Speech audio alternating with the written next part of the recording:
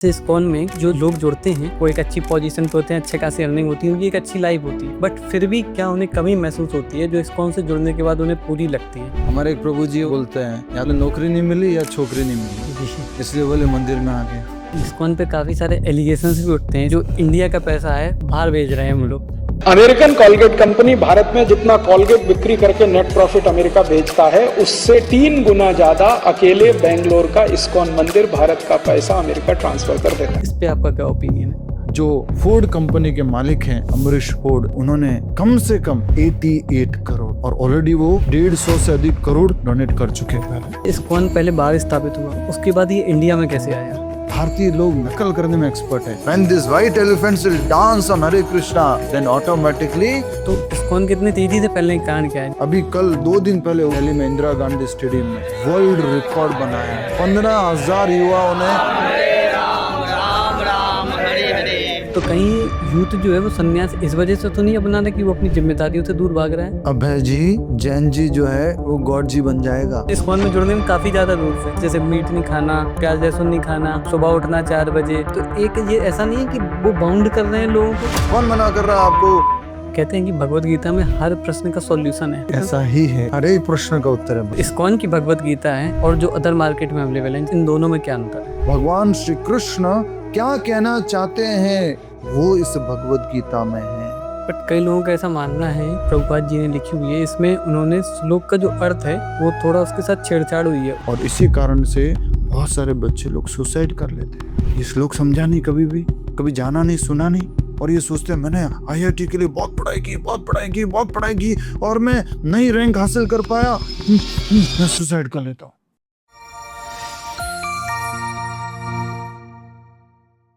नमस्कार, एक बार फिर से स्वागत है आपका हमारी पॉडकास्ट जैन जी वेदा में। आज की इस पॉडकास्ट में हम इस्कॉन पर बात करने वाले हैं।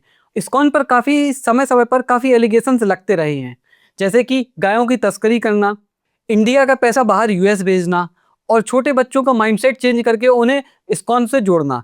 इन सब पर काफ़ी आरोप लगे हुए हैं। तो आज की इस पॉडकास्ट में हम जानेंगे कि ये सब आरोप सही हैं या केवल ऐसे ही बातें बनाने के लिए ये आरोप लगाए गए हैं। आज की इस पॉडकास्ट में हमारे साथ हरिनाम दास जी हैं, इस्कॉन वृंदावन चंद्रोदय मंदिर से, जो वहाँ के प्रचारक हैं, और इनसे हम जानेंगे कि ये सब एलिगेशन सही हैं या नहीं। श्री हरिनाम दास जी एक इंजीनियरिंग बैकग्राउंड से हैं और उन्होंने इंजीनियरिंग बैकग्राउंड छोड़कर कृष्ण भक्ति में अपना समय बिताया और तो इस्कॉन से जुड़ गए। तो आज की इस पॉडकास्ट में हम ये भी जानेंगे कि क्यों इतने बड़े बड़े लोग जो काफ़ी सक्सेसफुल हैं वो इस्कॉन से जुड़ रहे हैं। क्या होता है आखिरकार इस्कॉन से जुड़ने के बाद जो उन्हें पूरा लगता है अपनी लाइफ में, क्यों उन्हें इस्कॉन से जुड़ने से पहले अपनी लाइफ अधूरी लगती है।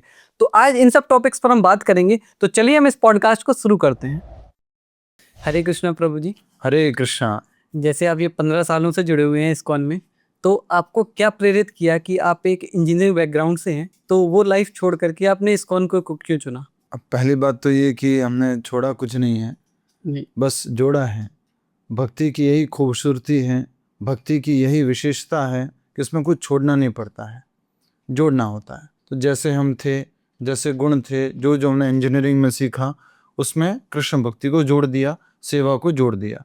तो पहले जो हम एबिलिटीज थी, स्ट्रेंथ थी, उन सब में भगवान को जोड़ दिया और उन्हीं एबिलिटीज से, उन्हीं स्ट्रेंथ से, उसी नॉलेज से अब हम भगवान की सेवा करते। तो जैसे इस्कॉन में काफ़ी जो लोग जुड़ते हैं वो सारे काफ़ी पढ़े लिखे होते हैं, वो एक अच्छी पोजीशन पे होते हैं, अच्छे खासी अर्निंग होती है, उनकी एक अच्छी लाइफ होती है, बट फिर भी क्या उनके मन में होता है कि वो इस्कॉन से जुड़ जाते, क्या उन्हें कमी महसूस होती है जो इस्कॉन से जुड़ने के बाद उन्हें पूरी लगती है? ज़्यादातर लोगों को ऐसा लगता है कि क्या हुआ इसके साथ, क्यों ये बाबा जी बन गया, क्यों ये मंदिर चला गया। ऐसा ज़्यादातर कोई झटका लगा हो तब जो हमारे एक प्रभु जी वो जोक में ऐसे बोलते हैं, या तो बोले नौकरी नहीं मिली या छोकरी नहीं मिली जी, इसलिए बोले मंदिर में आ गया। तो ऐसा नहीं होता। और ऐसे जो लोग होते जो झटके से आते हैं, कहीं से परेशान हुए, कुछ ब्रेकअप हो गया, कुछ और टेंशन हो गई और लगा कि अब तो कोई साधन नहीं है, कहाँ जीवन बिताएंगे, इसको हमें फ्री में खाना मिल जाएगा, फ्री में रहने को मिल जाएगा, चले जाते हैं। तो ये जो झटके से आने वाले लोग होते हैं वो झटके से निकल भी जाते हैं। वो कुछ टाइम तक रहते हैं, उसके बाद जब उनको बोला जाता है कि सुबह 4 बजे मंगला आरती आना है, डेली 16 माला का जप करना है, मंदिर में ये अलग अलग प्रकार की सफाई की सेवा करनी है, बुक डिस्ट्रीब्यूशन करना है रोड पर जा कर के, तो ये सब जब सेवाएं सुनते हैं तो उनसे हो नहीं पाता। और वो झटके से आए थे, वो कुछ दिन तक रहते हैं, फिर झटके से निकल जाते हैं, मंदिर वालों को भी मालूम नहीं पड़ता। तो जैसे ये सारी सब प्रोसेस होती है कि बुक डिस्ट्रीब्यूशन, ये रोड पे जाकर के आप लोग क्यों कराते हैं? जनरली मैंने देखा है कि भगवत गीता को डिस्ट्रीब्यूट करते हैं और भी कई सारी प्रभुपाद जी की पुस्तकें उसके भी डिस्ट्रीब्यूट करते हैं, तो ऐसा क्यों करते हैं? अ, हमारे वैदिक संस्कृति में एक विशेष महत्व दिया गया प्रचार को, जी। और कुछ जो आचार्य गण हैं उन्होंने इस प्रचार को स्वयं किया है और अपने शिष्यों को भी इसी के लिए प्रेरित किया है। और इस प्रकार प्रचार करने से एक पूरा आंदोलन बनता है। तो ये जो हरे कृष्ण आंदोलन है, इसमें एक मुख्य कार्य है भगवत गीता और भागवत का प्रचार, अलग अलग प्रकार की पुस्तकों का प्रचार। और ये प्रचार शुरू में भारत से बाहर शुरू हुआ, क्योंकि वहां पर लोगों को जोड़ने का और कोई तरीका नहीं था other than books. So book जब तक वो नहीं पढ़ेंगे तब तक वो हमारे इस वैदिक संस्कृति को समझेंगे नहीं, और समझेंगे नहीं तो वो उसको अपनाएंगे नहीं। तो मुख्य धारा के रूप में हमारे संस्था में शुरुआत में बुक डिस्ट्रीब्यूशन था, ये पुस्तक वितरण कार्यक्रम था, वो आज भी चल रहा है। और इसी कारण कि लोगों को समझ में आए, प्रभुपाद जी कहते थे कि आप 2 मिनट में क्या प्रचार करोगे किसी को, गिव हिम वन बुक, उसको एक बुक दो, वो पढ़ेगा और फिर उसको समझ में आएगा। तो इसलिए हम पूरा उत्साह के साथ, विश्वास के साथ, इवन रोड पे जाके विनम्रता के साथ अपना सारा ईगो त्याग करके भक्त लोग जा करके बुक डिस्ट्रीब्यूशन करते हैं, जिससे वो अगला व्यक्ति एटलीस्ट कुछ न कुछ पढ़े, ले लेगा, कभी न कभी पढ़ लेगा, होगा तो पढ़ेगा, नहीं है तो कैसे पढ़ेगा। आज यहाँ पर भगवत गीता है, चलो मैं नहीं उठा रहा हूँ, सालों साल नहीं उठाई, पर कभी तो मन करेगा, कभी तो उठाऊंगा। तो इस प्रकार से वो बुक होगी, पुस्तक होगी तो वो पढ़ेंगे, इसलिए पुस्तक वितरण कार्यक्रम बहुत तेजी से किया जाता है। तो जैसे आपने बताया कि प्रभुपाद जी ने बाहर जाकर के सबसे पहले इसकी स्थापना की थी इस्कॉन की, तो प्रभुपाद जी भी एक काफ़ी सक्सेसफुल बिजनेसमैन थे। तो क्या हुआ उनकी लाइफ में कि वो इस रूट में आए, इस लाइफ में आए, और फिर वो बाहर क्यों गए, इंडिया में क्यों नहीं प्रचार किया? प्रभुपाद जी के बचपन का नाम था अभय चरण, और वो एक व्यापारी परिवार में जन्म लिए थे। उनके पिताजी का नाम था गौर मोहन डे और माता जी का नाम था रजनी डे। और बचपन से ही उनके पिताजी को वो भक्ति करते हुए देखते थे। और प्रभुपाद जी कहते हैं कि मेरे पिताजी जब आते थे शाम को अपने व्यापार से घर पे, तो नहा धो करके अपने मंदिर में बैठ करके वो घंटी बजाते थे, डिंग डिंग डिंग डिंग डिंग, मुझे आवाज़ सुनाई देती थी और मैं बिस्तर से उठ करके जाता था और मैं उनके पास जाके बैठ जाता था। तो उनको बचपन से ही ये सब संस्कार मिले हैं। और प्रभुपाद जी जो हैं, उनका नाम ये प्रभुपाद जी बाद में हुआ जब वो संन्यास लिए, और जब उनको वैष्णव आचार्यों ने उनको ये एक उपाधि दी। तो ये प्रभुपाद जी एक उपाधि है। प्रभुपाद, प्रभु अर्थात भगवान श्री कृष्ण, पाद अर्थात उनके चरण, तो उनके चरणों में जिन्होंने अपना जीवन समर्पित कर दिया है उनको प्रभुपाद कहा जाता है। और बचपन से ही उनको ये मन में था कि मुझे कृष्ण भक्ति करनी है, मुझे जो है भगवान श्री कृष्ण की सेवा करनी है। और जब उन्होंने एक बार देखा था कि गली में जगन्नाथ भगवान की रथ यात्रा निकल रही है, जब वो लगभग 7 वर्ष के थे, तो उन्होंने वो जगन्नाथ जी का रथ देखा, अपने पिताजी से बोला कि मुझे भी रथ चाहिए, मुझे भी एक छोटा रथ दो, मैं भी जगन्नाथ जी का रथ जो है अपने गली में लेके जाऊंगा। तो उनके पिताजी ने जैसे भी करके एक रथ अरेंज किया, उसमें जगन्नाथ, बलदेव, सुभद्रा मैया छोटे वाले, और प्रभुपाद जी बचपन में अभय चरण, उनका नाम अभय बाबू, वो लेकर के उनको रथ यात्रा कर रहे थे। और वो व्यक्ति जिसने बचपन में 7 साल की उम्र में एक रथ मांगा था कि मुझे एक रथ दिला दो, मैं भी रथ यात्रा करना चाहता हूं, उसने जब वो 70 साल के हुए तो पूरी दुनिया में रथ यात्रा फैला दी। वो रथ खाली मांगने के लिए नहीं मांगा था, बहुत बड़ा पर्पज छिपा हुआ था उसके पीछे कि हे पिताश्री, एक दिन पूरी दुनिया में मैं जगन्नाथ जी को लेके जाऊंगा और पूरी दुनिया में ये रथ यात्रा कार्यक्रम करूंगा मैं। तो बचपन से ही भक्ति थी प्रभुपाद जी में। और उनके गुरुजी भक्ति सिद्धांत सरस्वती महाराज, जो बंगाल में कोलकाता में जब आए थे, और वहाँ पर उल्टा डंगा करके जगह है, वहाँ पर अभी गौड़िया मठ बना हुआ है, तो वहाँ पर वो उनके दोस्त जबरदस्ती लेके गए थे, नरेंद्र कुमार करके उनके दोस्त थे। अबे बाबू चलो चलो, वहाँ पर एक गुरुजी आए हुए, आचार्य आए हुए, उनसे मिल लो। बोला नहीं, मैं बहुत सारे स्वामियों को जानता हूँ, मैं मिला हुआ हूँ, मुझे इतना नहीं मिलना है। तो बोल नहीं नहीं नहीं, थोड़ा चलो आप मिल लो, वो बहुत अच्छे सन्यासी है, बहुत बड़े स्वामी महाराज हैं। बोले ठीक है, तुम बोल रहे हो तो चल देता हूँ। तो उनके साथ में चले गए और वहाँ पर वो प्रवचन दे रहे थे आसन में बैठ के, बहुत सारे लोग बैठे हुए थे सामने, वो भी जाके बैठ गए। और बीच में ही, प्रवचन में ही, वो जो गुरुजी थे वो बोल पड़े उनको देखते हुए कि आप लोग जवान हो, आप अंग्रेजी भाषा जानते हो, क्यों नहीं आप इस भगवत गीता और भागवत का अंग्रेजी भाषा में प्रचार करते हो। पहली बार गए थे और पहली बार में ऐसा उन्होंने सुना तो एकदम से अलर्ट हो गए। बोले आप हमें कह रहे? बोले हाँ आपको कह रहे हैं, आप क्यों नहीं भगवत गीता और भागवत का प्रचार अंग्रेजी भाषा में करते हो। पहली बार में ही उनको ये संदेश मिल गया था। फर्स्ट मीटिंग में अपने गुरुजी से, भक्ति सिद्धांत सरस्वती महाराज से, जो नास्तिक ब्रह्मचारी थे, गौड़ीय वैष्णव संप्रदाय के आचार्य थे, उन्होंने जो ये उनको आज्ञा दी तुम इसका प्रचार करो। तो उस समय तो प्रभुपाद जी ने बोला था, प्रभुपाद जी के सीनियर थे सुभाष चंद्र बोस, और प्रभुपाद जी जो हैं वो गांधी जी के मूवमेंट से बहुत आकर्षित थे कि अहिंसा आंदोलन और भारत को मुक्त कराना है अलग अलग प्रकार से। लेकिन बाद में वो सुभाष चंद्र जी से जुड़ गए थे और उसके बाद में प्रभुपाद जी ने उनसे प्रश्न पूछा उल्टा अपने गुरु जी से, एक बात बताइए आचार्य जी, एक प्रश्न है मेरा आपसे आचार्य जी, कृपया करके ये बताइए मुझे, भी भारत तो आजाद नहीं हुआ है, भारत तो गुलाम है। 1922 उस समय की बात है ये, भारत तो भी गुलाम है और आप कह रहे हो कि भगवत गीता और भागवत का प्रचार करो, भारत आजाद हो जाएगा उसके बाद प्रचार करेंगे। तो भक्ति सिद्धांत सरस्वती महाराज ने बहुत बड़ी बात कह दी कि ये जो शरीर की आजादी है वो टेम्परेरी है और आत्मा की आजादी है वो परमानेंट है। जो हमें भगवत गीता और भागवत का जो प्रचार करना है वो आत्मा की आजादी के लिए है। शरीर भले ही आजाद हो जाएगा लेकिन हमारा ये मन और ये बुद्धि और ये आत्मा हमेशा गुलाम रहेगी, इसलिए तुम्हें इसका प्रचार करना है। तो प्रभुपाद जी को उनके गुरु जी का आदेश हुआ था, इसलिए उन्होंने निश्चय किया कि मैं भगवत गीता और भागवत का प्रचार अंग्रेजी भाषी देशों में करूंगा। और 10 सालों तक उन्होंने ऐसा नहीं किया। उन्होंने मन में सोच लिया था कि मैं बड़ा व्यापार कर लेता हूँ, खूब पैसा कमाता हूँ, फिर अपने गुरुजी को सपोर्ट करूंगा, गुरुजी का पैसे चाहिए प्रचार में तो गुरुजी को सपोर्ट करूंगा।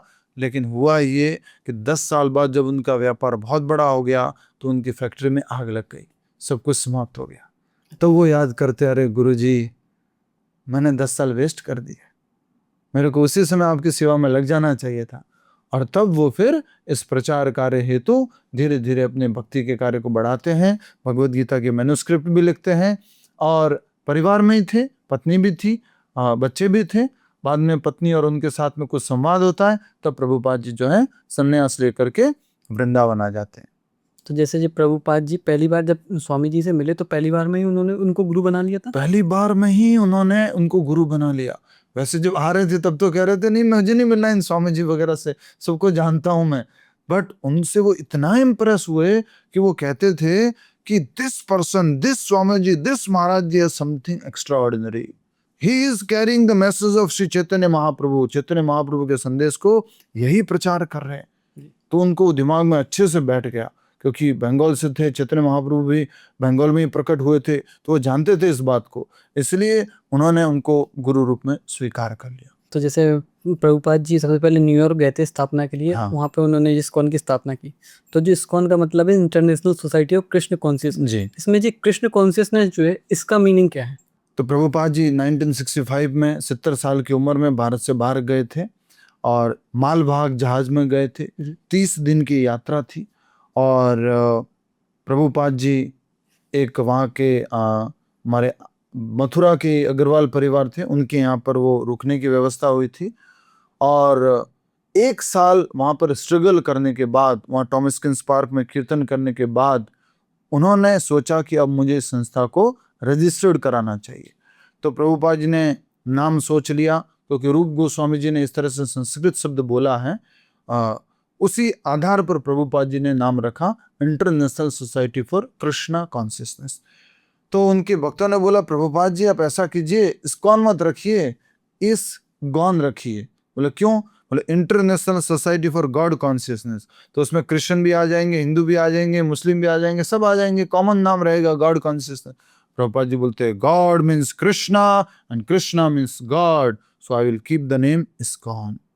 ये कृष्णा कॉन्शियसनेस का अर्थ है कृष्ण भावनामृत। हर एक आत्मा कॉन्स्टिट्यूशनली कृष्ण भावनामृत में है। तो प्रभुपाद जी चाहते हैं कि हम अपनी ओरिजिनल चेतना में पुनः चले जाए। अभी हम अलग अलग प्रकार की चेतना में हैं, शारीरिक चेतना में हैं। हमने आपका 1-2 पॉडकास्ट देखा था, उसमें वो एक आए थे, वो बता रहे थे कि आपको सुंदर रहना है तो ये मंत्र जप कीजिए। तो हम सुंदरता की कॉन्शियसनेस में हैं, शारीरिक, हेयर स्टाइल, ये वो सब अलग अलग प्रकार की चेतनाओं में है, लेकिन हम ओरिजिनल कॉन्शियसनेस में नहीं है। ओरिजिनल कॉन्शियसनेस है कृष्ण कॉन्शियसनेस। इसलिए प्रभुपाद जी ने एक ऐसा संगठन बनाया, इंटरनेशनल संगठन बनाया, जिसमें सभी लोग कृष्ण भावना भावत में हो, कृष्ण भावना में स्थित हो। तो ये कृष्ण कॉन्शियसनेस का अर्थ है कृष्ण चेतना, कृष्ण की चेतना रखना, कृष्ण की भावना रखना। तो जैसे आपने बताया इस्कॉन का बहुत अच्छे से मीनिंग बताया कृष्ण कॉन्शियसनेस का, तो जैसे इस्कॉन पहले बाहर स्थापित हुआ, उसके बाद ये इंडिया में कैसे आया? हाँ, तो प्रभुपाद जी पहले भारत में प्रचार किए थे अच्छा। और उसके बाद अमेरिका गए थे। भारत में उन्होंने कई जगह अलग अलग तरह से कोशिश की, इलाहाबाद में भी कोशिश की, और आपके झांसी में कोशिश की, फिर आपके दिल्ली में कोशिश की प्रभुपाद जी ने। लेकिन भारत के लोग जो हैं वो कहीं ना कहीं ऐसे सोचते थे कि स्वामी जी हमारे पास गीता है, हमें आप ये सब मत समझाइए, हम सब जानते हैं। तो ऐसा कहते हैं, हमारे कहावत है, अधकल गगरी छलकत जाए। जी। थोड़ा सा कुछ ज्ञान है लेकिन ऐसे छलकाते बहुत है, ये भी जानता हूँ मैं, वो भी जानता हूँ मैं, ये वो, पर वास्तव में नहीं जानते हैं और उसका एप्लीकेशन भी नहीं जानते हैं। तो प्रभुपाद जी ने यहाँ भारत में बहुत कोशिश की थी, लेकिन लोगों ने उसको इस तरह से एक्सेप्ट नहीं किया। और उस समय नई नई आज़ादी मिली थी, 1965 में प्रभुपाद जी गए थे, तो उस समय नई नई आज़ादी मिली थी और लोग वेस्टर्न कल्चर को बहुत ज़्यादा फॉलो कर रहे थे। उनका ड्रेसिंग स्टाइल, उनका बोलने का स्टाइल, उनका खाने का स्टाइल, सब कुछ उनसे कॉपी कर रहे थे। तो प्रभुपाद जी ने फिर से अपने गुरुजी के आदेश को याद किया कि यस, गुरुजी ने बोला था पाश्चात्य देशों में जाकर के प्रचार करना है। तो प्रभुपाद जी भारत से बाहर गए और फिर वापस आए, ये सोचकर कि अब ये भारतीय लोग नकल करते हैं, नकल करने में एक्सपर्ट है। मैं जब इन गोरे हाथियों को नचाऊंगा ना, प्रभुपाद जी बोलते थे अपने अमेरिकन डिसाइपल्स को, white elephant, when this white elephants will dance on Hare Krishna, then automatically Indians will follow। तो प्रभुपाद जी पूरे विश्वास के साथ अपने अमेरिकन शिष्य को लेकर के आए और उन्होंने जब हरे कृष्णा पर डांस किया, हरे कृष्ण महामंत्र कीर्तन किया, तो भारतीय ऐसे आंखें फाड़ करके देख रहे थे, अरे ये लोग भी हरे कृष्णा कर रहे हैं, हरे कृष्णा पे डांस कर रहे हैं। तो उन्होंने प्रश्न पूछना शुरू किया कि ये लोग कैसे जुड़े, ये इनके अंदर परिवर्तन कैसे आया, इन्होंने शिखा कैसे रख ली, इन्होंने धोती कैसे पहन ली, इन्होंने कंठी माला कैसे पहन ली, और फिर ये सब लोग भी, भारतीय भी, ठीक है हम भी करेंगे। कॉपी करना शुरू हो गया, कॉपी करना शुरू किए और फिर सही रास्ते पर आ गए। हम जैसे थे, हम भारतीयों को जैसा सांस्कृतिक आध्यात्मिक होना चाहिए था, वैसा होना शुरू हो गए। तो जैसे इस्कॉन पे काफ़ी सारे एलिगेशंस भी उठते हैं इसी बात पे कि पहले अमेरिका में स्थापित हुआ, उसके बाद यहाँ इंडिया में आए। तो जो इंडिया का पैसा है वो कहा जाता है कि बाहर भेज रहे हैं हम लोग। एक अमेरिकन संस्था भारत में काम करती है, इस्कॉन, उसने कृष्ण भगवान के मंदिर खोले हुए हैं और वो मंदिर उनके कमाई के सबसे बड़े सोर्स हैं, क्योंकि इन मंदिरों पर इनकम टैक्स भी नहीं है और सारा का सारा प्रॉफिट इन मंदिरों के माध्यम से अमेरिका ट्रांसफर होता है। बेंगलोर का इस्कॉन मंदिर इतना प्रॉफिट अमेरिका भेजता है जितना अमेरिका का कॉलगेट कंपनी नहीं भेज पाता एक साल। अमेरिकन कॉलगेट कंपनी भारत में जितना कॉलगेट बिक्री करके नेट प्रॉफिट अमेरिका भेजता है, उससे 3 गुना ज्यादा अकेले बेंगलोर का इस्कॉन मंदिर भारत का पैसा अमेरिका ट्रांसफर कर देता है। बीजेपी की एक सांसद थी मनिका गांधी, उन्होंने भी कहा था कि यहाँ पे जो काऊ रहती हैं वो स्लॉटर हाउस को बेच देते हैं जो दूध नहीं देती हैं। तो इस पे आपका क्या ओपिनियन है? देखिए, सत्य को वैसे किसी प्रमाण की जरूरत होती नहीं है, और इसीलिए जब भी कोई एलिगेशन वगैरह लगाता है तो उनको प्रमाण देना पड़ता है कि ये प्रमाण है, लेकिन कोई प्रमाण प्रस्तुत नहीं कर पाया। मेनका गांधी जी ने जो एलिगेशन लगाया था कि इस्कॉन गाय को एक्सपोर्ट करता है, सेल करता है, बहुत बड़ा एलिगेशन था, बहुत भक्तों को बहुत बड़ा दुख पहुंचा। आज दुनिया में इस्कॉन गौ माता की बहुत बड़ी सेवा करता है। हिंगोनिया में, जयपुर में, हमारे वहाँ पर लगभग 12,000 गोवंश हैं एक साथ। वृंदावन में हमारे 250 गाय हैं ठाकुर जी की सेवा में, 150 बुल्स हैं। बहुत बड़े पैमाने पे सेवा होती है। अभी मैं अमेरिका और यूरोप की यात्रा करके आ रहा हूँ पिछले 1 महीने में। हर एक इस्कॉन मंदिर में गौशाला है, बहुत सुंदर सेवा होती है। तो मतलब क्या बताऊँ मैं, ये बहुत बड़ा दुख था हमारे लिए, इतना बड़ा एलिगेशन लगाया। फिर इस्कॉन ब्यूरो ने उसके लिए एक एक्शन लिया और उनको एक नोटिस जारी किया कि अगर आप सॉरी नहीं बोलेंगे, अगर आप इस एलिगेशन को वापस नहीं लेंगे, या इसको अगर आप सही प्रूव नहीं करेंगे, तो आपको इतना बड़ा जुर्माना भरना पड़ेगा। बट वो कभी प्रूफ नहीं कर पाए क्योंकि सत्य था ही नहीं वो। तो ये बेसलेस बात थी। उसी प्रकार से इस्कॉन का पैसा बाहर जाना, ये भी बेसलेस बात है। उल्टा बाहर से जरूर आता है भारत में जब हमें जरूरत होती है, मंदिर बनाने होते हैं। अभी एक मंदिर बन रहा मायापुर के अंदर, विश्व का सबसे ऊंचा उसका डोम रहेगा, बड़ा डोम रहेगा, मायापुर चंद्रोदय मंदिर, टेम्पल ऑफ वैदिक प्लानिटेरियम, जो प्रभुपाद जी की इच्छा से बन रहा है। वहां पे अभी अभी रिसेंटली कुछ ही दिन पहले जो फोर्ड कंपनी के मालिक हैं अमरीश फोर्ड, अभी उनका नाम है अमरीश प्रभु, पहले उनका नाम था एल्बर्ट फोर्ड, दीक्षा हो गई उनकी। तो उन्होंने कम से कम अभी भी फिर से बोला उन्होंने, $10 million I will donate, around 88 crore. और ऑलरेडी वो 150 से अधिक करोड़ डोनेट कर चुके हैं पहले। ये बाहर से आ रहा है, यहाँ से नहीं जा रहा है। तो जैसे उसी प्रकार ये जो राजीव दीक्षित जी थे, एक बहुत बड़े नेशनलिस्ट हुए हैं। मैं उनको पहले बहुत एडमायर करता था, बहुत सारे उनके आयुर्वेद की बातें वो उनको फॉलो करते थे, बहुत अच्छे थे, अच्छा किया।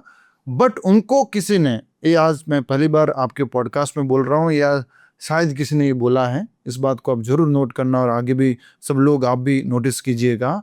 राजीव दीक्षित जी के भाई ने रिटर्न में एग्री किया है, ट्विटर पे उन्होंने एग्री किया है कि my brother was misinformed, that's why he spoke all this about ISKCON. मेरे भाई को, राजीव दीक्षित जी के भाई कह रहे हैं, मेरे भाई को गलत इस्कॉन के बारे में बताया गया और उन्होंने वो बोल दिया। तो ये बेसलेस बातें थी। 2005 में टैक्स के ऊपर बोल रहे थे वो, बोलते उनको किसी ने बोला कि इस्कॉन एक अमेरिकी संस्था है और इनका काम मंदिर बना करके पैसा बाहर लेके जाना है, वैसा का वैसा फिर वो कुछ बोलते गए कि उन्होंने तो भगवान कृष्ण की छाती पर मथुरा में भी मंदिर बना दिया है, बेंगलोर में मंदिर बना दिया है, जितना कॉलगेट कंपनी अमेरिका नहीं भेजती है उसका 3 गुना इस्कॉन बेंगलोर भेज देता है। बहुत सारे गलत बातें उन्होंने बोली जो किसी भी प्रकार से सत्य नहीं है। और भारत में जो मंदिर हैं वो हर एक मंदिर अपना इंडिविजुअल मंदिर है, उसको अपने लिए खुद का फंड रेज करना होता है। अच्छा, एक मंदिर दूसरे मंदिर नहीं कर सकता। हम वृंदावन में एक विश्व का सबसे ऊंचा मंदिर बना रहे हैं, वृंदावन चंद्रोदय मंदिर, ये भी प्रभुपाद जी की इच्छा से बन रहा है। हम 2014 में इसका भूमि पूजन किए थे, तब से हम प्रयास कर रहे हैं। अगर आपके अनुसार, उस एलिगेशन के अनुसार, हमारे पास तो बहुत सारा फंड है, 5 साल में तैयार कर देना चाहिए था, लेकिन नहीं है, बहुत मेहनत लगती है। हम लोग वृंदावन छोड़ करके यहाँ गुड़गांव नोएडा में प्रचार करने के लिए बैठे हुए। हम वृंदावन का आनंद, भक्ति का आनंद छोड़ करके यहाँ इस ट्रैफिक और इस पॉल्यूशन वाले जगत में बैठे हुए, जहाँ हार्ड वर्क कर रहे हैं कि कोई डोनेशन दे दे इस मंदिर को बनाने के लिए। तो एक्चुअल में सही इस मायने में डोनेशन की बहुत कमी है भारत में, और जिस स्तर पर आज इस्कॉन प्रचार कर रहा है, कोई प्रचार नहीं कर पा रहा है। बहुत बड़े पैमाने पे प्रचार हो रहा है। अभी कल 2 दिन पहले उद्गार कार्यक्रम हुआ है दिल्ली में, इंदिरा गांधी स्टेडियम में, वर्ल्ड रिकॉर्ड बनाया है। 15,000 युवाओं ने धोती कुर्ता पहन करके 108 बार प्रभुपाद जी के हरे कृष्ण महामंत्र के साथ में 108 बार हरे कृष्ण महामंत्र बोला है। वर्ल्ड रिकॉर्ड बनाया है। तो जैसे इस्कॉन इतनी तेजी से फैल रहा है, तो इस्कॉन के इतनी तेजी से फैलने का कारण क्या है? जैसे आजकल हर सिटी में इस्कॉन खुल गया है इंडिया की, और बाहर भी ऑलमोस्ट हर कंट्री के साथ इस्कॉन, पाकिस्तान में भी है, पाकिस्तान में भी है, बांग्लादेश में भी है, चाइना में भी है, यूरोप में भी है, अमेरिका में भी है, अफ्रीका में भी है, सब जगह है। तो इतनी तेजी से फैलना कैसे पॉसिबल हो पा रहा है? जो आपने पहले बात कही थी ना कि ये एक हरे कृष्ण आंदोलन है जिसमें हमें प्रचार करना है। प्रभुपाद जी ने हमें आदेश दे रखा है कि आप घर घर जाओ, ऑफिस जाओ, राज्य जाओ, देश जाओ और सब लोगों को इस कृष्ण भक्ति का प्रचार करो। क्योंकि आपने पूछा था ये कृष्णा कॉन्शियस क्या है, तो कृष्ण चेतना ये जीव की वास्तविक चेतना है, ये ओरिजिनल चेतना है। आज आप पॉडकास्ट कर रहे हैं, आज आप खुद भी फील करेंगे कि इससे पहले भी बहुत सारे पॉडकास्ट हुए, इसमें कुछ बनावटी नहीं था, इसमें कुछ जबरदस्ती कुछ बोलने के लिए कुछ बोला नहीं गया, जो बात सत्य है वो बात बोली गई।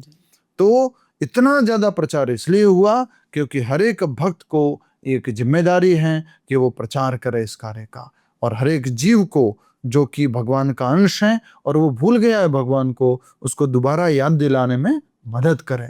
इसलिए प्रचार कार्य बहुत तेजी से हो रहा है, और समझाने का तरीका, लोगों को अप्रोच करने का तरीका बहुत अच्छा है, इसलिए लोग इसको बहुत अप्रिशिएट करते हैं।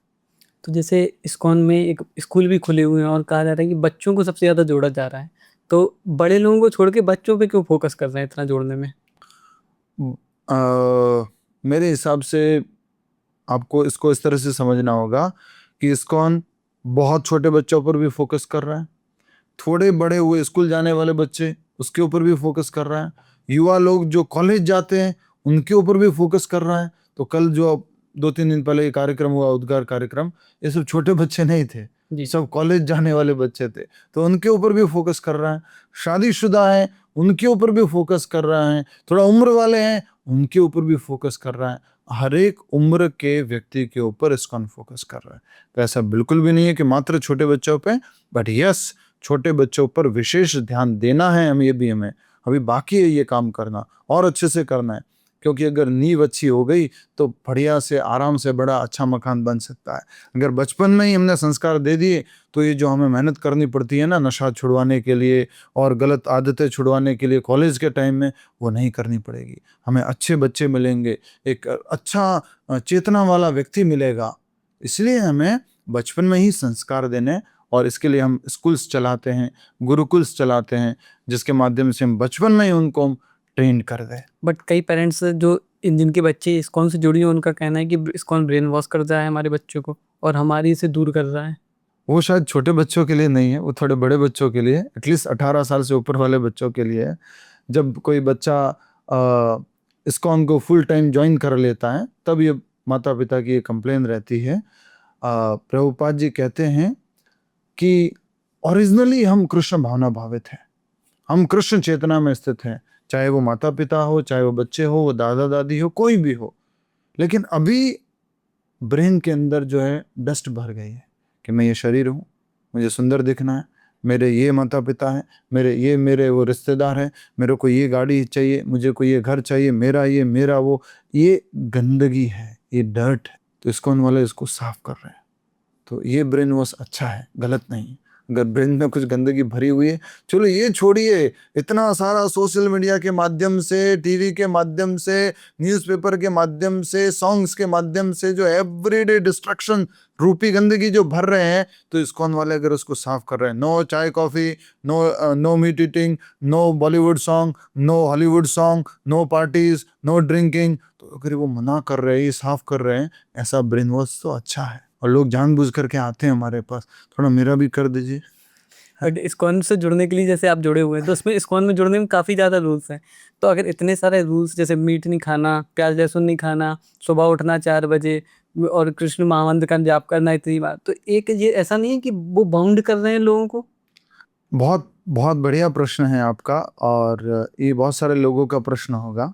देखिए, हम सब लोग ना बहुत आदी हो चुके हैं, ऐसा नहीं, ऐसी स्थिति या ऐसा डॉक्टर, अगर डॉक्टर की भाषा में बोलूं, हम सब लोगों को ऐसा डॉक्टर चाहिए जो ये बोले देखो मेरी दवाई ले लो, तुम्हें कोई परहेज नहीं रखनी है, तुझे मीठा खाना है, नमकीन खाना है, मांस खाना है, नशा करना है, कुछ भी कर लो, बस मेरी दवाई ले तो ठीक हो जाएगा। तो हम ऐसे डॉक्टर की खोज में हैं। उसी प्रकार से हमें गुरुजी भी ऐसे चाहिए, भक्ति भी ऐसी ही चाहिए, इसमें चाय कॉफी पियो, कोई प्रॉब्लम नहीं, नाम जप करते रहो या कुछ ये पूजा करते रहो। हम ऐसी सुविधाजनक परिस्थितियों को ढूंढते हैं, हमारा मन ढूंढता रहता है, लेकिन हमारे शास्त्रों में बताया गया है कि आपको जल्दी से शुद्ध होना है, जल्दी प्योरीफाई होना है, इन वन लाइफ अगर आपको back to home, back to God जाना है, तो कुछ नियम पालन करने होंगे, जो नियम कठिन नहीं है। हम सब पहले ऐसे ही थे, निर्मल थे, अभी जो है मलिन हो गए हैं, अभी हमने गलत आदतें पाल ली है। आप सिगरेट पीते हैं, नहीं। मैं आपको बोलूं छोड़ दो, जब पीते ही नहीं तो छोड़ने बस ये बात है। जब पीता ही नहीं उसको क्या छोड़ना है, तो उसके लिए 4 नियम कोई है ही नहीं। मैं आपको बोलूं ड्रिंक छोड़ दो, छोड़ोगे? पीता ही नहीं है भाई। तो भाई जब वो पीता ही नहीं है, स्मोकिंग नहीं करता है, ड्रिंक नहीं करता है, नॉनवेज नहीं खाता है, गलत कुछ काम नहीं करता है, तो उसके लिए कोई नियम हुआ कुछ? ये कोई नियम है किसी भी प्रकार का? अरे प्रभु जी ये क्या नियम है? बचपन से सिखाया माता पिता जी ने, फॉलो कर रहा हूँ, इसमें क्या नियम हो गया? ये तो मैं इजीली करता हूँ बचपन से कर रहा हूँ। तो ये कोई नियम नहीं है। Everybody use to follow earlier, हर व्यक्ति इसको फॉलो करता था, लेकिन अभी गलत संगति में आने के कारण उल्टा हो गया है। जब हम DU में, दिल्ली यूनिवर्सिटी वगैरह में कहीं पर प्रचार करने के लिए जाते हैं और उनको बोलते हैं कि देखो मांस नहीं खाना, नशा नहीं करना, जुआनी, प्रभु जी रुको रुको, हम तो यही करते हैं। अभी उल्टा हो गया, तो अभी डिफिकल्ट लगता है छोड़ना। अरे अगर पकड़ा ही नहीं है तो क्या छोड़ना भाई? तो अगर हम पहले से ही निर्मल है तो ये नियम नहीं लगेंगे आपको। यस, जो हमने थोड़ा सा चाय कॉफी वगैरह का ये नियम वगैरह है, लहसुन प्याज का नियम है, अगर भक्ति में उन्नति करना है, जिसको उन्नति करना है, फिर से मैं आपको पॉइंट आउट करता हूँ, जिसको प्रोग्रेस करना है लाइफ में, उसको फॉलो करना है। कोई कहे कि मुझे बॉडी बिल्डिंग नहीं करनी, फिर भी मुझे ये प्रोटीन और एक्सरसाइज वगैरह करनी पड़ेगी, नहीं भाई कोई जरूरत नहीं है। बॉडी बिल्डिंग करनी है तो जिम जाना पड़ेगा, वेट लिफ्टिंग करनी पड़ेगी, कुछ डाइट्स वगैरह फॉलो करनी पड़ेगी, अगर करनी है तो। उसी प्रकार से अगर भक्ति में उन्नति करनी है, अगर मनुष्य जीवन का उद्देश्य अचीव करना है, तो आपको कुछ नियम पालन करने पड़ेंगे। और ये नियम कैसे हैं? Rules and regulation for freedom. पहली बार जब ये लोग सुनते हैं तो पूछते, Prabhu ji rules and regulation for freedom? हाँ, ये नियम ऐसे हैं जो आपको क्या दिलाते हैं? मुक्ति, आजादी, प्रिंसिपल्स ऑफ फ्रीडम। अच्छा, मुक्ति मिल जाएगी नियम पालन करने से? आप बोलो ये मत करो, ये मत करो, ये मत करो, ये मत करो, फिर भी मुक्ति मिलेगी? यस। जैसे अगर कोई बच्चा नया नया गाड़ी लेकर रोड के ऊपर जाता है और उसको बोला जाता है देख स्पीड लिमिट से आगे मत बढ़ना, रेड लाइट पर रुक जाना, ग्रीन लाइट पर निकल जाना, आगे कोई गाड़ी हो थोड़ा डिस्टेंस मेंटेन करना, पुलिस वाले अगर रोके तो आराम से रुक जाना, बात कर लेना, पॉल्यूशन का पेपर, रजिस्ट्री पेपर सब साथ में लेके जाना, और वो सब बातें मान लिया और रोड पे गाड़ी चला रहा है, तो फ्री रहेगा कि पुलिस आके पकड़ लेगी उसको? फ्री रहेगा, टेंशन फ्री फ्री रहेगा, रहेगा। या उसका एक्सीडेंट होगा कि बच जाएगा? वो बच जाएगा। बच जाएगा। These are principles of freedom. अगर नियम पालन करेंगे तो कोई पुलिस नहीं पकड़ेगी, कोई एक्सीडेंट नहीं होगा, कोई कुछ गड़बड़ नोटिस नहीं आएगा, कुछ चालान नहीं बनेगा, कोई यमराज नहीं आएंगे, सीधे कृष्ण जी के पास। हरी बोल, क्या बात है, आप समझ गए मतलब पूरी तरह से। तो अगर नियम पालन करते हैं मांसाहार का, नशा का, या जो अलग अलग प्रकार की जो बहुत सुंदर भक्ति में जो बातें बताई गई हैं, तो यमराज नहीं आएंगे। आजकल बहुत सारे लोग वीडियोस बनाते हैं, और अभी एक लेटेस्ट वीडियो मैंने देखा था, तो उसका फ्रेंड उसको नर्क से कॉल कर रहा है, वीडियो कॉल फ्रॉम हेल बनाया है ऐसे, उसने एडिटिंग किया।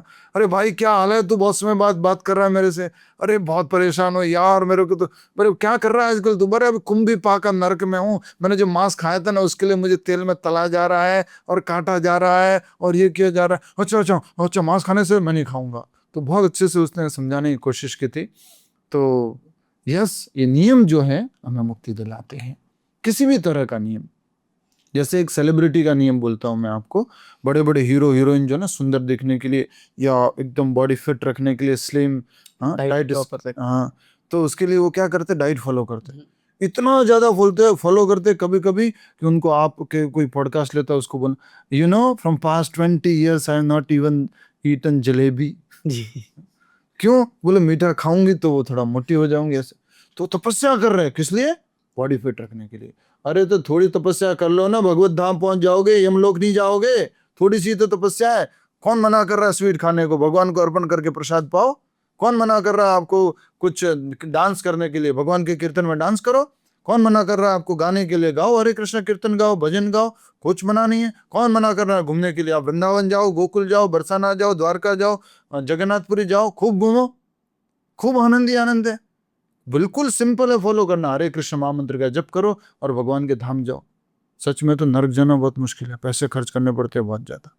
तो जैसे ये इस्कॉन इतनी ज़्यादा फैलने का मेन रीज़न जो मुझे समझ में आ रहा है कि इस्कॉन में जो जनरल लाइफ है, जो जनरली हम करते हैं, जो हमें अच्छा लगता है, उसको ही कृष्ण जी से जोड़ दिया और यस, उसको उसमें इंटीग्रेट करके ऐसे बना दिया कि लोग अपनी लाइफ में आसानी से, बिल्कुल सही कहा जैसे आपने। आजकल जो मंदिर जाते हैं लोगों को डांस करना बहुत पसंद है, तो वहाँ कीर्तन में जाके डांस करते हैं, बहुत मजा आता है, इसलिए लोग जाते भी हैं और वीडियो बनाने के चक्कर में भी जाते हैं कि कम से कम वीडियो भी बन जाएगा हमारा डांस करते हुए। हाँ, तो इसलिए ऐसे इंटीग्रेट कर दिया गया है जिससे इस्कॉन इतनी तेजी से फैल रहा है। जी।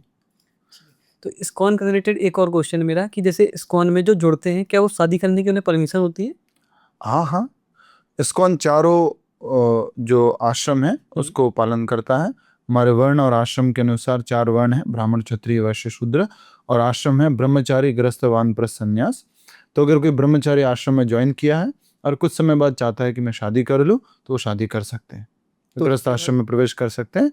और भक्ति ब्रह्मचारी, गृहस्थ, वानप्रस्थ, संन्यास का डेफिनेशन उसको अलग-अलग नहीं करती है। भक्ति किसी भी आश्रम में कर सकते हैं। हमारे सामने जो प्रभु जी बैठे हैं वो गृहस्थ आश्रम में मान लीजिए, तो हम ब्रह्मचारी आश्रम में हैं, वो गृहस्थ आश्रम में है। ऐसे अलग अलग आश्रमों में रह करके भक्ति की जा सकती है। हमें क्या करना है? भक्ति भक्ति करना है।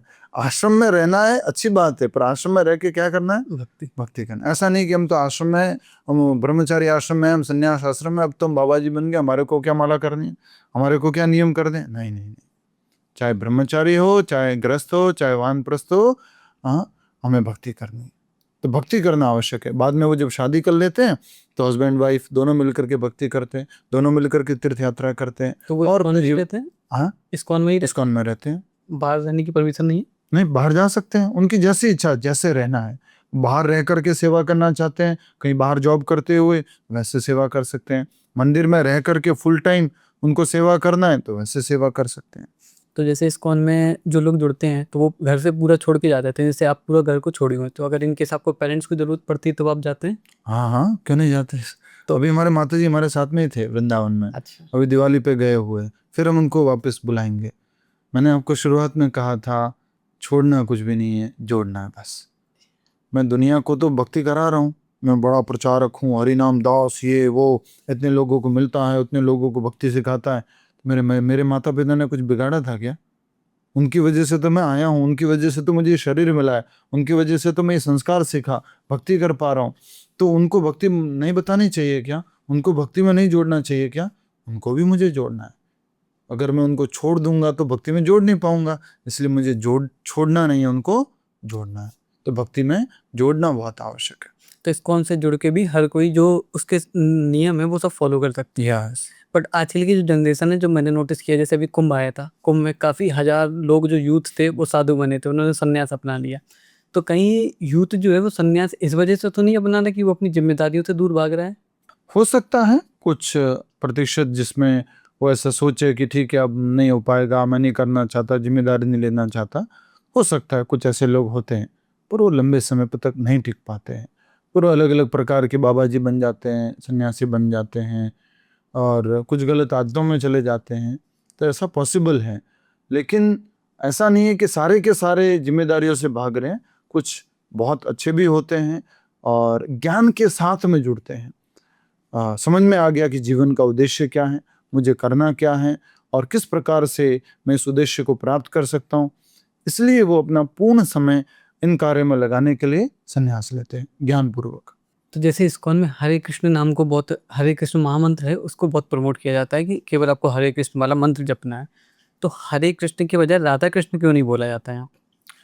देखो, मुख्य रूप से बात यह है, चैतन्य महाप्रभु इस आंदोलन के भगवान हैं, आचार्य हैं और उनसे सब कुछ शुरू हुआ है। कलयुग में भगवान का नाम लेना है, जी। कोई भी नाम लो, राम, कृष्ण, गोविंद, मुरारी, कोई भी नाम लो आप, सीताराम, राधे श्याम, राधा कृष्ण। लेकिन भगवान राधा कृष्ण स्वयं चैतन्य महाप्रभु के रूप में आए, युगल अवतार है ये। स्वयं कृष्ण है, राधा रानी का रूप और राधा रानी का भाव लेकर के भगवान आए हैं और उन्होंने कलयुग के लोगों के लिए एक स्पेसिफिक 16 नामों का मंत्र दिया।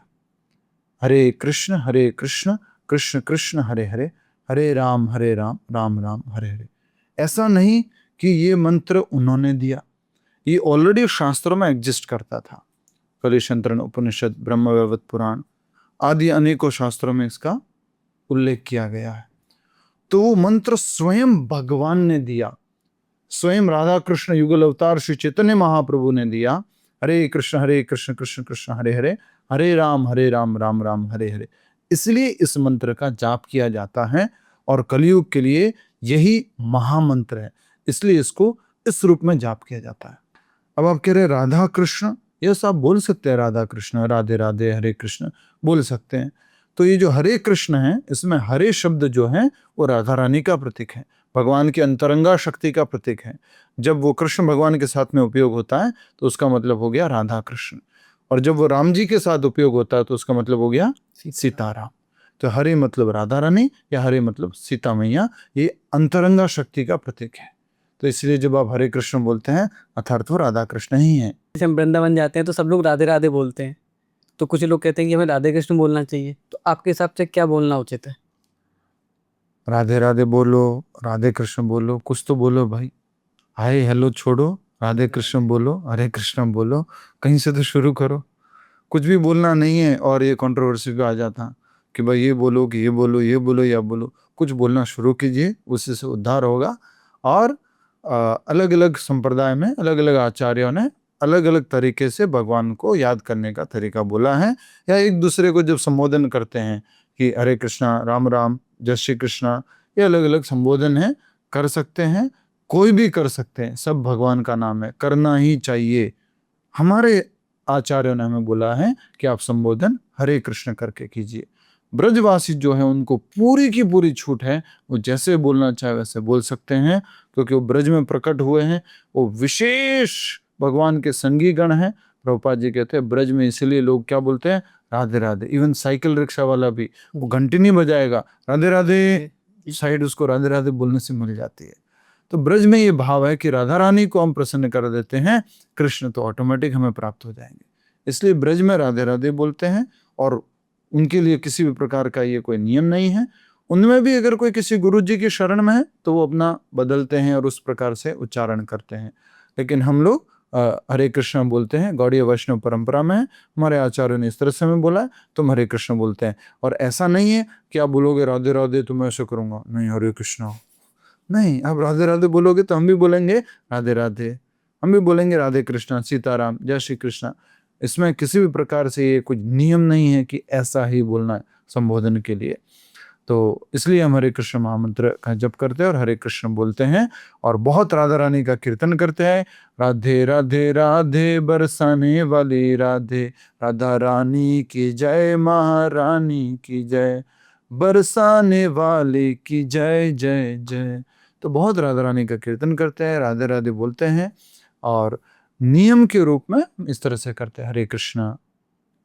तो जैसे इस्कॉन में सबसे ज़्यादा प्रचार भगवत गीता का होता है, और उसी के थ्रू सबसे पहले लोगों को जोड़ा जाता है। तो जो इस्कॉन की भगवत गीता है और जो अदर मार्केट में अवेलेबल है, जैसे गीता प्रेस की गीता, जैसे गीता प्रेस गोरखपुर की हो गई भगवत गीता, तो इन दोनों में क्या अंतर है? देखिए, सारी गीताएं एक ही है जी। ऐसा नहीं है कि इस्कॉन की गीता और ये गीता प्रेस की गीता।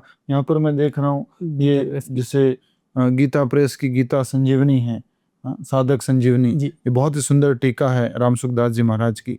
और इसी तरह से यहाँ पर ये यथार्थ गीता है अड़गड़ानंद महाराज जी की।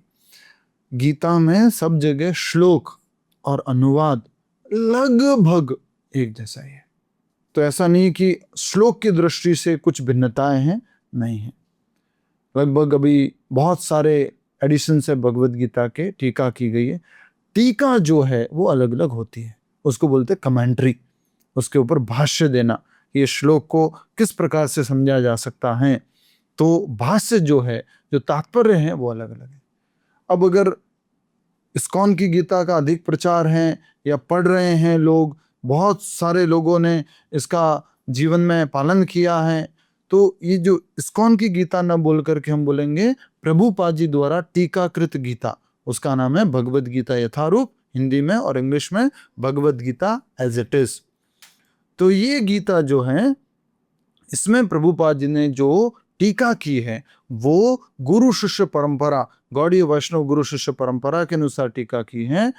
और ये कोई प्रभुपाद जी स्वयं कहते हैं, कोई बहुत स्कॉलरली प्रेजेंटेशन नहीं है। प्रभुपाद जी बोलते हैं ये भाव भरा प्रेजेंटेशन है।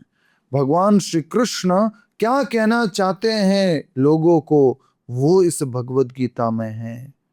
भगवान श्री कृष्ण का क्या भाव है अर्जुन को बोलते वक्त, वो इस Bhagavad Gita as it is में है।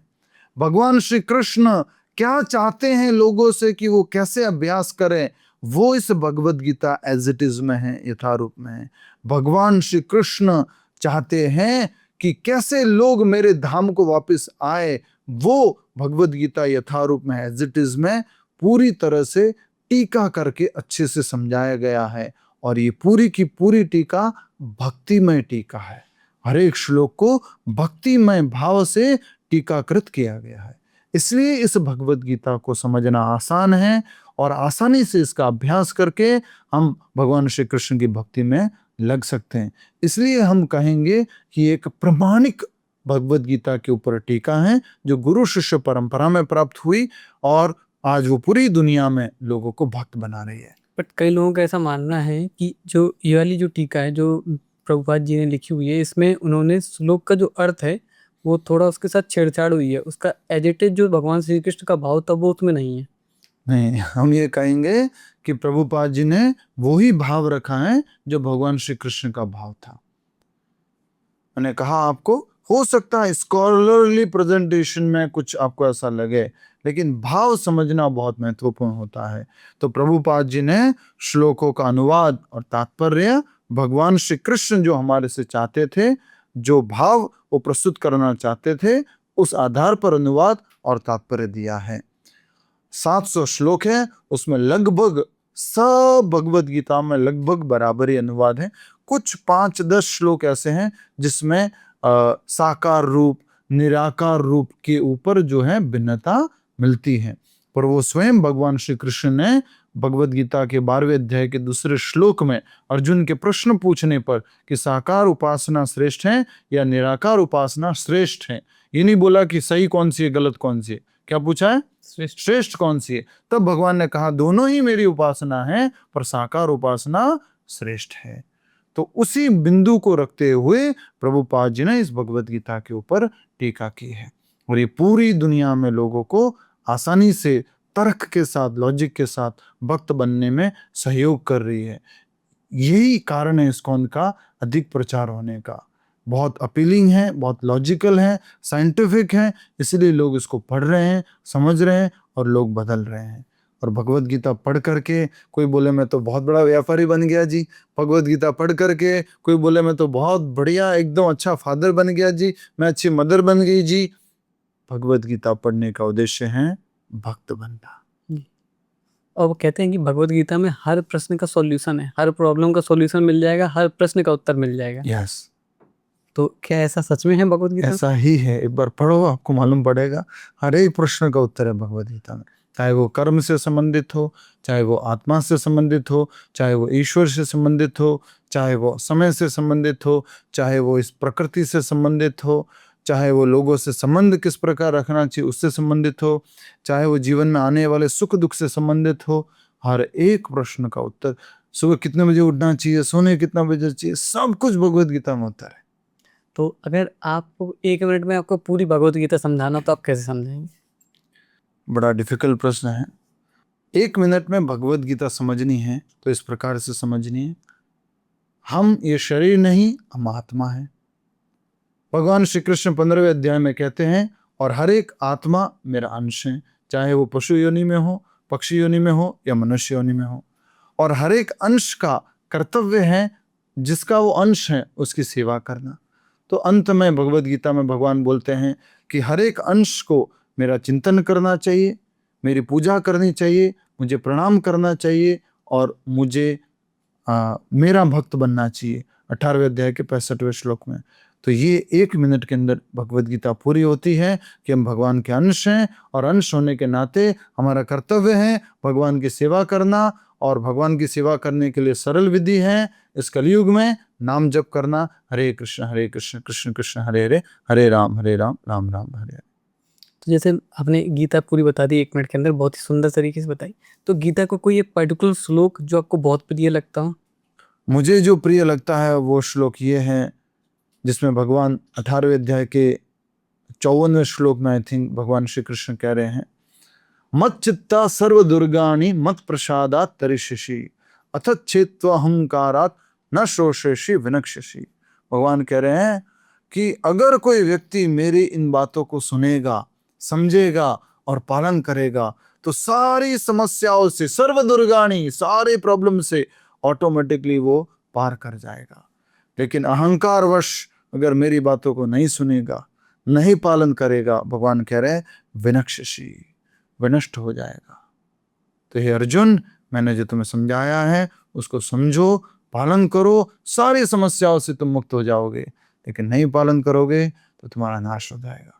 तो ये बहुत इंपॉर्टेंट श्लोक है जो मुझे बहुत प्रिय है कि यस, मुझे भगवान की बातों को पालन करना है। और ऐसे ही भगवत गीता को काफ़ी ज़्यादा मिस इंटरप्रेट भी किया जाता है। तो कोई ऐसा श्लोक जो सबसे ज़्यादा मिस इंटरप्रेट किया होगा, या कोई ऐसी बात जो भगवत गीता के बारे में सबसे ज़्यादा मिस इंटरप्रेट की गई हो? भगवत गीता का एक श्लोक, दूसरे अध्याय का 47वां श्लोक, कर्मण्येवाधिकारस्ते मा फलेषु कदाचन मा कर्मफल हेतुर्भुर माते संगोस्त्व कर्मणि।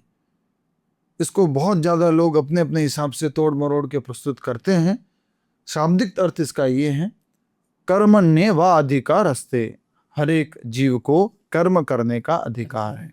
मा फलेषु कदाचन, लेकिन कर्म के फल का अधिकारी नहीं है, अधिकारी नहीं है।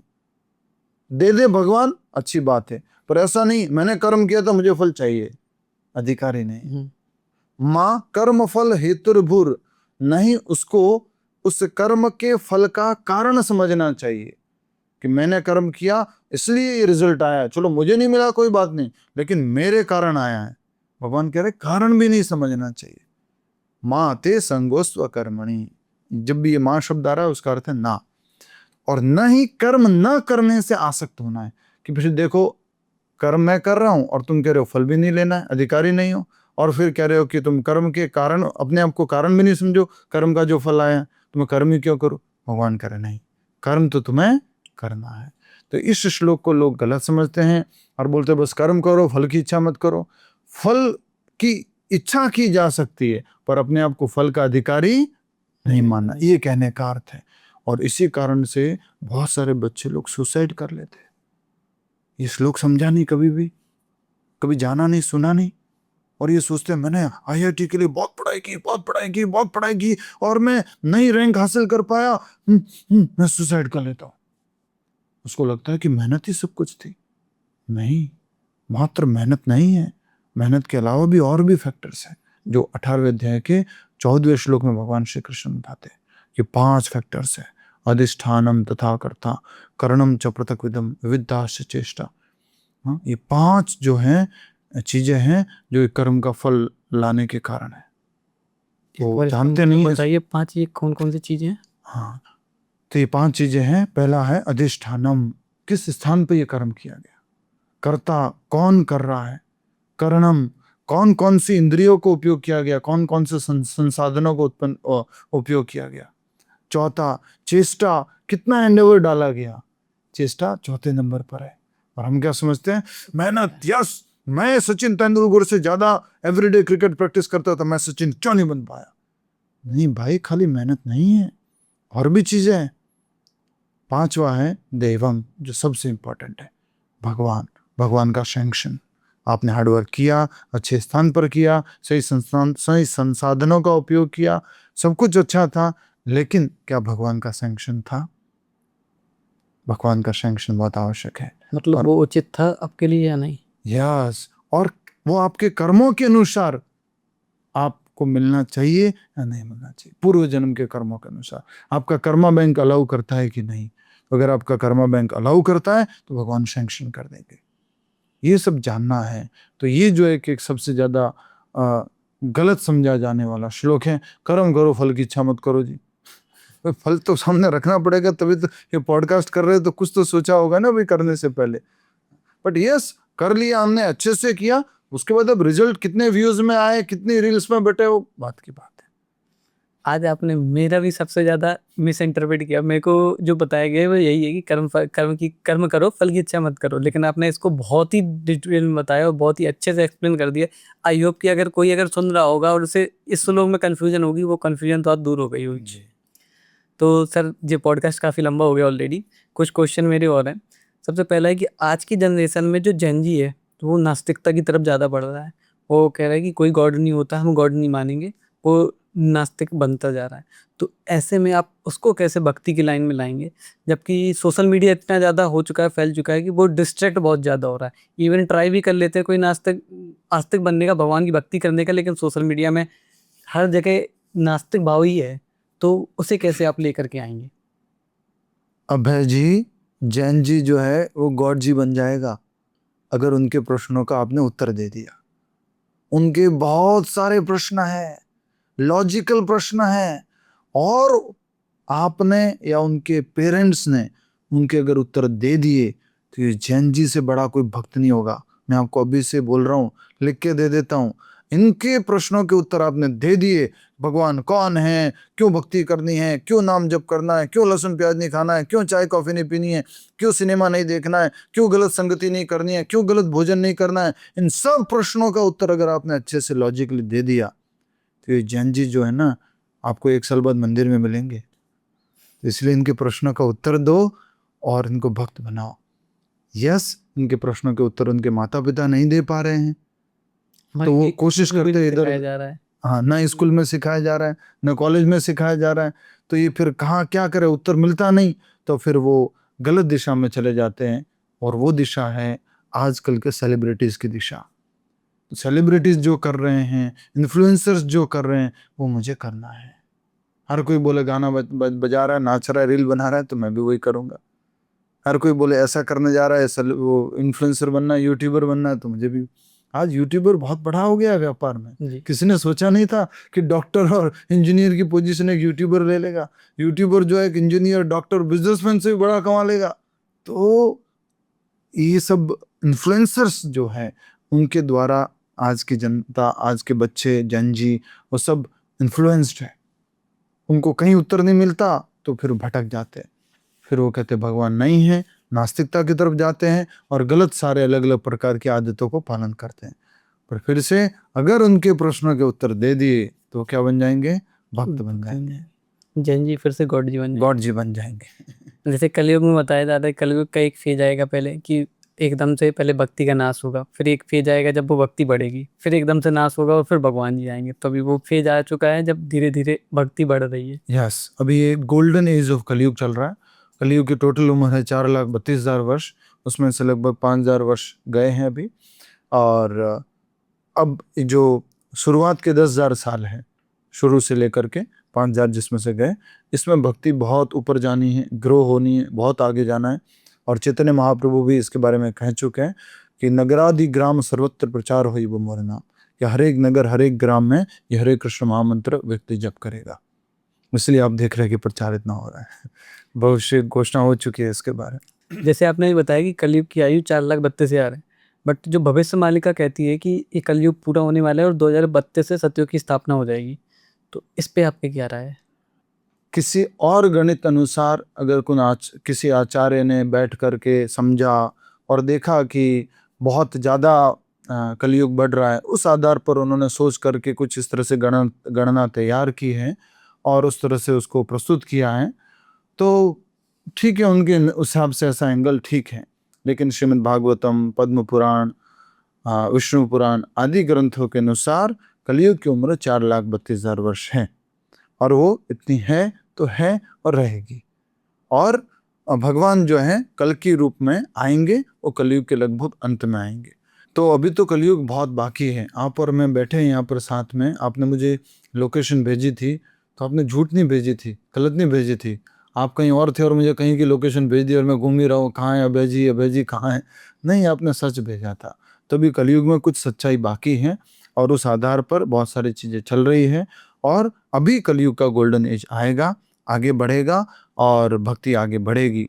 भविष्य मालिका के अनुसार हो सकता है कुछ चीज़ें सही हो भी सकता है। जो छोटी मोटी, जैसे 3rd वर्ल्ड वॉर हो गया, उसको मान लीजिए प्रलय बोल दिया। तो इस तरह से हो सकता है ये गणना इस तरह से की गई हो। और कुछ और संस्था है वो बोलती है कि चारों युग 5000 साल में खत्म हो जाते हैं। 1250 साल का सतयुग था, 1250 साल का त्रेता युग, फिर 1250 साल का द्वापर युग और 1250 साल का कलयुग है। कुछ संस्था ऐसे बोलती है। बोले 5000 साल पहले आप पहले पॉडकास्ट कर रहे थे, आज भी पॉडकास्ट कर रहे हैं। आज बोले आप थप्पड़ मारोगे मुझे, 5000 साल बाद फिर से आपको थप्पड़ मिलेगा। तो कुछ ऐसे संस्था भी बोलती हैं, उनका कुछ अपना सोचना है, लेकिन शास्त्र से अगर हम जाने तो ये इस प्रकार से है। प्रभु जी काफ़ी ज़्यादा बात होगी, तो एक आखिरी क्वेश्चन मेरा कि जैसे आप जब से इस्कॉन में जुड़े हैं तो कोई ऐसा मूवमेंट या कोई ऐसा मूवमेंट हुआ हो या कोई लाइफ चेंजिंग इंसिडेंट हुआ हो जो आपको बहुत हिट किया हो और आपको भगवान के और करीब लेकर आया हो? एक ही मोमेंट, एक ही दृश्य मेरी आंखों में आता है।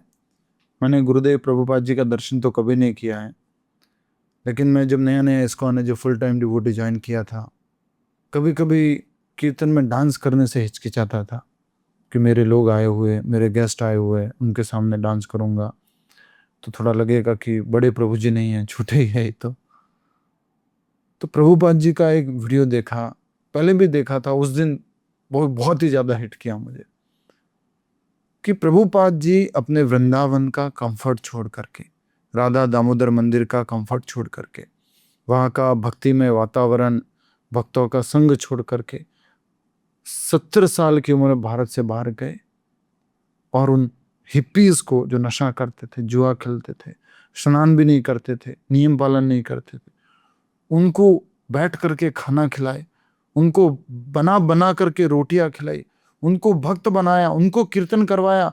और उनके साथ में उस समय में भी प्रभुपाद जी की उम्र 71, 72, 73 होगी और वो जम कर रहे प्रभुपाद जी। वो मेरे लिए बहुत एक स्ट्राइकिंग और इमोशनल मोमेंट था कि अगर ये कर सकते हैं तो मैं क्यों नहीं कर रहा हूँ। क्या ये सोच रहे हैं कि कौन देख रहा है, नहीं देख रहा है, क्या है, भगवान के लिए करना है ना, क्यों नहीं करना, करना चाहिए। भगवान देख रहे हैं, किसको दिखाना है। वो मेरे जीवन में मुझे बहुत स्पर्श किया था और तब से मैं कोशिश करता हूँ कि हर एक कीर्तन में नृत्य करूँ। ये आपने बहुत ही अच्छे से सारे उत्तर दिए और इस्कॉन के बारे में जो आई होप लोगों के जो नेगेटिव फैलाए हुए कमेंट्स थे वो सब दूर हुए होंगे। और अगर कोई जुड़ना चाहे तो वो कैसे जुड़ सकता है, एक बार आप बता दें इस्कॉन से। इस्कॉन से जुड़ना बहुत सरल है। किसी भी आप इस्कॉन मंदिर में जो आपके शहर में है, आसपास है, वहाँ पर जाएं। वहाँ जा कर के एक भक्त से मिल लें, जो भी वहाँ पर प्रभु जी हैं उनसे जा कर के आप मिलिए और उनसे बात कीजिए। और आप बस बात करना शुरू करेंगे, उतने में प्रभु जी आपको जोड़ देंगे, प्रसाद दे देंगे, आपका नंबर भी ले लेंगे और आपको रेगुलर फेस्टिवल्स वगैरह में बुलाएंगे, इनवाइट करेंगे और प्रवचन वगैरह जो होते हैं उसमें भी आपको बुलाएंगे, घर पे भी आपके कार्यक्रम करवाएंगे। इस तरह से आप इस्कॉन से जुड़ सकते हैं as a devotee, as a volunteer and as a, अगर आप एक व्यापारी है या आप एज ए मेंबरशिप ले करके जुड़ना चाहते हैं, एज ए मेंबर जुड़ना चाहते हैं, तो यस मंदिर निर्माण में अगर आप डोनेशन देते हैं, सहयोग करते हैं, प्रचार में सहयोग करते हैं अपने हार्ड एंड मनी से डोनेट करके, तो आप उस तरह से भी जुड़ सकते हैं। आपको मेंबरशिप वगैरह मिलेगी, आपको इस्कॉन से बहुत सारी फैसिलिटीज़ मिलती हैं, उसका उपयोग करके भी आप जुड़ सकते हैं। बाकी वॉलंटियर और डिवोटी बनना तो बिल्कुल ही फ्री है। सर अब हम एक रैपिड फायर राउंड करते हैं। तो सबसे पहला प्रश्न मेरा कि सुबह उठते ही सबसे पहले आप क्या करते हैं? भगवान को धन्यवाद करता हूँ। अगर कृष्ण जी से अगर आपको एक विश मिल जाए मांगने के लिए तो आप क्या मांगेंगे? गुरु जी की आज्ञा का पूरी तरह से पालन कर सकूँ। अगर एक ऐसी चीज़ जो भक्ति ने आपसे ले ली और एक ऐसी चीज़ जो भक्ति ने आपको दे दी। भक्ति ने मेरे से गलत आदतें ले ली हैं और अच्छी आदतें दे दी हैं। कोई एक मंदिर जो आपको सबसे ज़्यादा प्रिय हो? जगन्नाथ जी, जगन्नाथ मंदिर पूरी। दुनिया में सबसे ज़्यादा किस चीज़ से अटैचमेंट छोड़ना आपको मुश्किल लगा? गलत आदतों से। अगर आपको अपनी लाइफ को एक टाइटल देना हो तो आप क्या देंगे? भक्त बनने का प्रयासरत। बहुत ही सुंदर।